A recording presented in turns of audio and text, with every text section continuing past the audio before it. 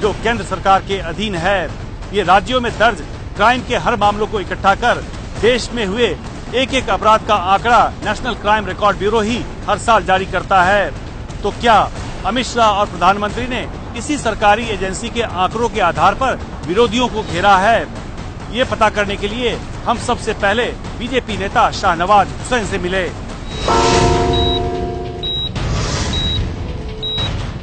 Bharatiya Janata party के प्रवक्ताओं को ये पार्टी अध्यक्ष की तरफ से इंस्ट्रक्शन है कि हम जो भी आंकड़े दें वो कसौटी पर कसा जाए तो सच हो। हम लोग तो नेशनल क्राइम ब्यूरो का आंकड़ा देते हैं। शाहनवाज हुसैन ने ये बात हमें कंफर्म कर दी कि चाहे बीजेपी के प्रवक्ता हों या पार्टी अध्यक्ष या फिर प्रधानमंत्री, अपराध के मुद्दे पर वो नेशनल क्राइम रिकॉर्ड ब्यूरो के आंकड़ों को ही आधार बनाकर रैलियों में विरोधियों पर वार करते हैं। लेकिन जो बयान आपने पहले सुने वो इस आधार पर सच नहीं बैठते, क्योंकि नेशनल क्राइम रिकॉर्ड ब्यूरो अपराध दर को प्रति 1 लाख लोगों पर दर्ज करती है, न कि प्रतिदिन कितना अपराध हुआ इस आधार पर। फिर क्यों प्रधानमंत्री और बीजेपी अध्यक्ष उत्तर प्रदेश में रोज बलात्कार के 24 मामलों की बात कहते हैं? किस आधार पर प्रतिदिन यूपी में 21 रेप के प्रयासों की बात नरेंद्र मोदी और अमित शाह ने कही?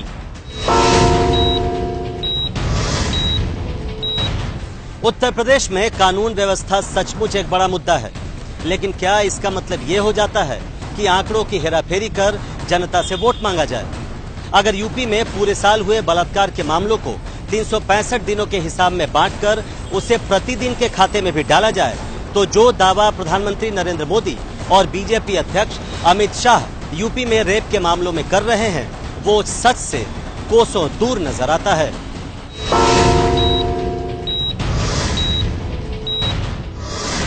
प्रधानमंत्री का दावा है कि यूपी में रोज 24 बलात्कार होते हैं, जबकि केंद्र की ही एजेंसी एनसीआरबी के मुताबिक यूपी में 2015 में बलात्कार के 3025 केस दर्ज हुए, यानी करीब 8 बलात्कार प्रतिदिन।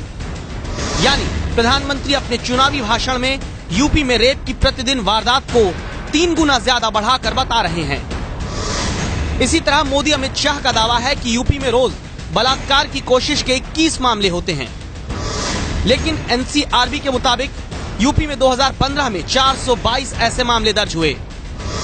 यानी सरकारी आंकड़ा कहता है कि उत्तर प्रदेश में रोज रेप के प्रयास का करीब 1 मामला ही हुआ। तो फिर इसका मतलब हुआ कि प्रधानमंत्री और अमित शाह चुनावी भाषण के दौरान यूपी में रेप के प्रयासों की प्रतिदिन वारदात को 21 गुना बढ़ाकर जनता से वोट मांग रहे हैं। अब प्रधानमंत्री मोदी का वो बयान सुनिए जहां उत्तर प्रदेश में कत्ल के मामलों पर आंकड़े सुनाकर वोट मांगा गया। इन आंकड़ों का लाई डिटेक्टर टेस्ट करें, उससे पहले बयान सुनिए।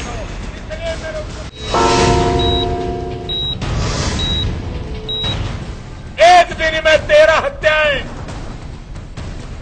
एक दिन में 33 अपहरण होते हैं, एक दिन में उत्तर प्रदेश में 19 दंगे होते हैं।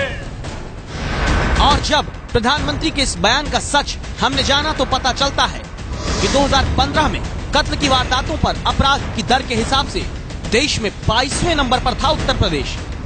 2015 में अपहरण की वारदातों में 19 राज्य उत्तर प्रदेश से ज्यादा बदनाम रहे।